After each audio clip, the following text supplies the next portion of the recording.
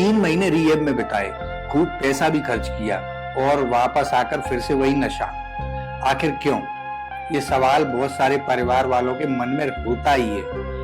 क्या rehab centre सिर्फ लोगों को बंद करके रखते हैं? क्या नशा मुक्ति केंद्र में कोई इलाज भी किया जाता है? तो आज मैं बिल्कुल तथ्यात्मक तरीके से आपको समझाऊंगा कि एडिक्शन कोई मोरल फेलियर नहीं है, बल्कि एक ब्रेन डिसऑर्डर है, और कैसे अच्छे रिहैब सेंटर्स न्यूरोप्लास्टिसिटी का इस्तेमाल करके एक एडिक्ट ब्रेन को फिर से रीबिल्ड करते हैं। और हाँ, बात नोट कर लेना, यहाँ मैं अच्छे नशा मुक्ति केंद्रों के बारे में बात कर रहा हूँ। सो प्लीज, जो लोग किसी अनप्रोफेशनल जगह पर जाकर रहकर आए हैं, वो लोग यहाँ कमेंट सेक्शन में आकर गंदगी ना फैलाएं।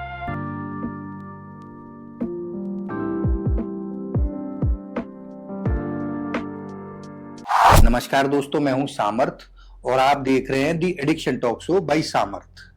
और नए चैनल की लिंक आपको डिस्क्रिप्शन में मिल जाएगी, सब्सक्राइब जरूर कर लीजिएगा। और जो लोग इस चैनल पर पहली बार आए हैं, वो दोनों चैनलों को सब्सक्राइब जरूर कर लें। तो चलो मुद्दे पर लौटते हैं। आखिर एक आइडियल नशा मुक्ति केंद्र या रिहैब की अप्रोच साइंटिफिकली क्या होनी चाहिए, जिससे एक एडिक्ट ब्रेन को रिवायर किया जा सके। हमारे यहाँ ज्यादातर परिजनों की यही शिकायत रहती है कि बंदा 3-4 महीने नशा मुक्ति केंद्र में रहकर आया और वापस आने के बाद फिर से रिलैप्स हो गया, तो उसे नशा मुक्ति केंद्र में रखने का फायदा ही क्या है। तो यहाँ पर हमें ये समझना होगा कि एडिक्शन कोई जुकाम या सर्दी जैसी साधारण बीमारी नहीं है जो दवाई खाई और बीमारी ठीक हो गई। एडिक्शन एक ऐसी बीमारी है जिसमें व्यक्ति के दिमाग की संरचना में बदलाव हो जाता है। उसके दिमाग की वायरिंग इस तरह से बदल जाती है कि उसे सिर्फ सब्सटेंस को यूज करने से ही सुकून मिलता है। और कई केसेस में ऐसा भी होता है कि डिपेंडेंसी इतनी ज्यादा बढ़ जाती है कि उसको केवल नॉर्मली फंक्शन करने के लिए भी सब्सटेंस का सहारा लेना पड़ता है। ह्यूमन ब्रेन में न्यूरोप्लास्टिसिटी नाम की एक अद्भुत क्षमता होती है, जिससे व्यक्ति का दिमाग उम्र भर खुद को बदलने, ढालने और रिकॉग्नाइज करने में सक्षम हो पाता है। इसी दिमागी क्षमता के कारण हम नई स्किल सीखते हैं, नई यादें बना पाते हैं और खुद को किसी ट्रॉमा से निकालने में सफल हो पाते हैं। और एडिक्शन के इलाज में भी हम न्यूरोप्लास्टिसिटी का इस्तेमाल करके ब्रेन को रिवायर कर सकते हैं। थेरेपीज, एक सिस्टमेटिक रूटीन और फिजिकल एक्सरसाइज के जरिए नशा मुक्ति केंद्र या रिहैब सेंटर्स में प्रीफ्रंटल कॉर्टेक्स को मजबूत बनाने की कोशिश की जाती है। हम जो फैसले लेते हैं उसके लिए यही प्रीफ्रंटल कॉर्टेक्स जिम्मेदार होता है। और दूसरा जरूरी काम जो अच्छे रिहैब सेंटर्स में किया जाता है, वो है डोपामिन रिवॉर्ड पाथवे को ठीक करना, जिससे समय के साथ नशे की क्रेविंग कम होती है और व्यक्ति की सोचने समझने की क्षमता वापस आ जाती है। Dopamine pathways regulate motivation and reward, but addiction hijacks this system, creating chaos. अब नशा मुक्ति केंद्र एडिक्ट ब्रेन को कैसे रिवायर करने में मदद करते हैं, इसको एक एग्जांपल से समझते हैं। जब व्यक्ति किसी भी एडिक्शन में होता है तो उसका दिमाग का डोपामिन सिस्टम क्रैश हो जाता है। डोपामिन एक हैप्पी हार्मोन है जो हमें खुशी का एहसास कराता है। एडिक्शन की बीमारी में डोपामिन का रिलीज होना पूरी तरह से सब्सटेंस पर निर्भर हो जाता है। अब नशा मुक्ति केंद्र या रिहैब का माहौल रिस्ट्रिक्टेड रहता है। इसी के साथ नशा मुक्ति केंद्र में कुछ ऐसे एक्सेप्शंस दिए जाते हैं, जैसे संडे या फेस्टिवल्स के दिन कुछ स्पेशल खाना या नाश्ता, हफ्ते के किसी दिन मूवी नाइट, क्रिकेट मैच को बड़ी स्क्रीन पर लाइव दिखाना, और ऐसी ही बहुत सारी एक्टिविटीज होती हैं। तरह तरह की रिक्रिएशनल एक्टिविटीज भी होती हैं। जहां तक मेरा अनुभव है, ऐसी एक्टिविटीज लगभग हर अच्छे नशा मुक्ति केंद्र में तो होती ही होंगी। वैसे मैंने जो अभी बताया वो कोई बहुत बड़ा टास्क नहीं है, पर इसके बेनिफिट बहुत ज्यादा हैं, क्योंकि रिस्ट्रिक्शंस और उनके बीच में कभी कभार छूट, दोनों से एक एडिक्ट के डोपामिन का साइकिल फिर से रीबिल्ड होने लगता है। व्यक्ति को इन छोटी छोटी चीजों से वापस से खुशियां मिलने लगती हैं। इस सब्सटेंस डिपेंडेंट डोपामिन साइकिल को पहले ब्रेक करना और फिर दोबारा से बनाना बाहर के माहौल में नेक्स्ट टू इम्पॉसिबल हो जाता है, क्योंकि जब तक व्यक्ति को सारी चीजें इजीली अवेलेबल होंगी तो वो इन सारी छोटी छोटी चीजों में अधिकतम खुशी ढूंढना नहीं सीख पाएगा, भले ही व्यक्ति नशा ना कर रहा हो तो भी। क्योंकि जब तक उसका रिवॉर्ड साइकिल ब्रेक नहीं होगा, तब तक उसका डोपामिन सिस्टम रिकवर नहीं होगा। और यही बात थेरेपीज और मेंटल क्रेविंग्स पर भी लागू होती है। बाहर रहकर थेरेपी सेशंस के इंस्ट्रक्शन को अपनी डेली रूटीन में शामिल करना बहुत मुश्किल हो जाता है, क्योंकि बाहर ना कोई पीयर सपोर्ट है और ना ही आपकी थेरेपी के रिजल्ट का हिसाब रखने वाला कोई स्टाफ। डिटॉक्स के बाद भले ही फिजिकल क्रेविंग दूर हो जाए, पर एक एडिक्ट की मेंटल क्रेविंग जाने में काफी समय लगता है। यहाँ तक कि किसी की याद, कोई जगह या थोड़ा सा गुस्सा आ जाना भी सब्सटेंस यूज की इच्छा को ट्रिगर कर सकता है। नशा मुक्ति केंद्र में होने वाली थेरेपी का एक बड़ा मकसद होता है इंसान के दिमाग के कंट्रोल सिस्टम को फिर से मजबूत करना। इसे आसान भाषा में ऐसे समझिए, हमारे दिमाग के अंदर दो तरह की आवाजें काम करती हैं।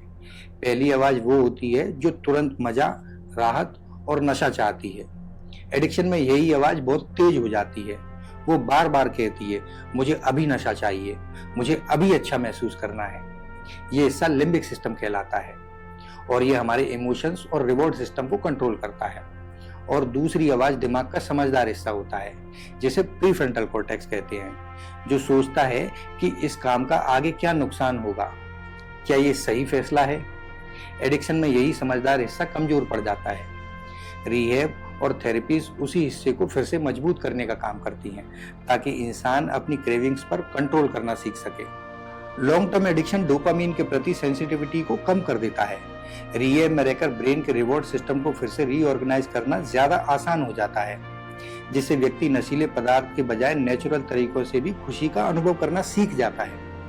रिहैब में फिजिकल एक्सरसाइज नियमित रूप से होती है और स्टडीज बताती हैं कि एक्सरसाइज एडिक्शन से जुड़ी न्यूरोप्लास्टिसिटी को नियंत्रित करती है, जिससे कंपल्सिव बिहेवियर में कमी आती है और एडिक्शन से दिमाग में हुए डैमेज को भी रिकवर करने में मदद मिलती है।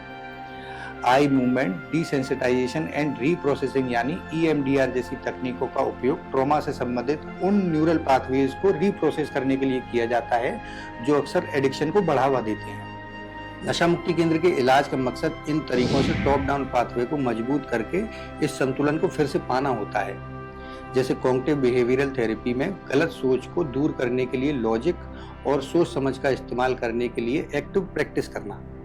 माइंडफुलनेस से किसी भी इच्छा को तुरंत उस पर रिएक्ट किए बिना सिर्फ देखना और सीखना, जिससे प्रीफ्रंटल कॉर्टेक्स सक्रिय होता है। अच्छी आदतें अपने रूटीन में डेवलप करना, जैसे रेगुलर एक्सरसाइज करना और पर्याप्त नींद लेना, जिससे प्रीफ्रंटल कॉर्टेक्स को फिर से पहले जैसे एक्टिव करने में मदद मिलती है और खुद पर कंट्रोल बनाए रखना आसान हो जाता है। अच्छा, इन थेरेपीज को व्यक्ति पर इम्प्लीमेंट करना रिहैब के एनवायरनमेंट में बहुत ज़्यादा इफेक्टिव होता है। साथ ही सपोर्टिव माहौल तनाव के उन रिएक्शंस को कम करने में मदद करता है जो दोबारा रिलैप्स होने को ट्रिगर कर सकते हैं। और थेरेपी के साथ साथ जो दवाएं व्यक्ति की ज़रूरत के अनुसार वहां दी जाती हैं, उनसे ब्रेन केमिस्ट्री को नॉर्मलाइज करने की प्रोसेस में मदद मिलती है। इसीलिए नशा मुक्ति केंद्र में ब्रेन रिवायरिंग की कोशिश कामयाब होने के चांसेस ज़्यादा होते हैं, क्योंकि वहाँ का सेटअप एडिक्शन के कारण होने वाले कॉन्फ्लिक्ट से लड़ने को आसान कर देता है।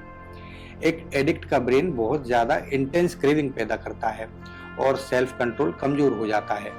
रिहैब में रहकर पीयर सपोर्ट और प्रोफेशनल्स की देखरेख में इस क्रेविंग से निपटना और आसान हो जाता है। तो दोस्तों, आखिर में बस इतना समझना ज़रूरी है कि एडिक्शन से बाहर आना कोई एक बार का इलाज नहीं है, बल्कि एक लंबी प्रोसेस है जहाँ दिमाग को धीरे धीरे फिर से सही दिशा में ढाला जाता है। एक अच्छा नशा मुक्ति केंद्र सिर्फ व्यक्ति को नशे से दूर नहीं रखता, बल्कि उसके सोचने, महसूस करने और फैसले लेने के तरीके को भी बदलने में मदद करता है। सही therapy, discipline daily routine, exercise और सपोर्ट सिस्टम के साथ न्यूरोप्लास्टिसिटी के जरिए दिमाग को सच में रिवायर किया जा सकता है। बाकी याद रखिए, ये सारी कवायद जो एक अच्छे नशा मुक्ति केंद्र में इलाज के लिए की जाती है, उसका मतलब ये नहीं है कि रिजल्ट हमेशा एक बार में पॉजिटिव आ जाए। कई बार ऐसा भी होता है कि पेशेंट रिलैप्स होते हैं और कुछ लोग जल्दी ठीक भी हो जाते हैं। और इसके लिए ज़रूरी ये है कि जो लोग ट्रीटमेंट लेने के लिए आए हैं, उनके खुद के अंदर भी एक्सेप्टेंस होना चाहिए और उतनी विलिंगनेस होना चाहिए। आप इसको एक उदाहरण से समझ सकते हैं कि एक स्कूल में 60 बच्चे एक क्लास में पढ़ते हैं और उन्हें एक ही टीचर पढ़ाता है, बट रिजल्ट सबके सेम नहीं रहते, कुछ बच्चे फेल भी होते हैं।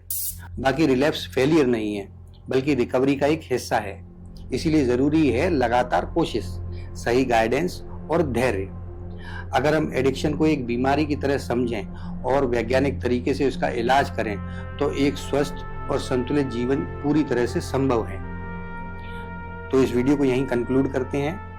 आशा करते हैं आपको ये जानकारी अच्छी लगी होगी और हमारे इस चैनल को सब्सक्राइब कर लीजिए, वीडियो को लाइक कर दें और किसी ज़रूरतमंद को शेयर ज़रूर कर दीजिएगा। नमस्ते।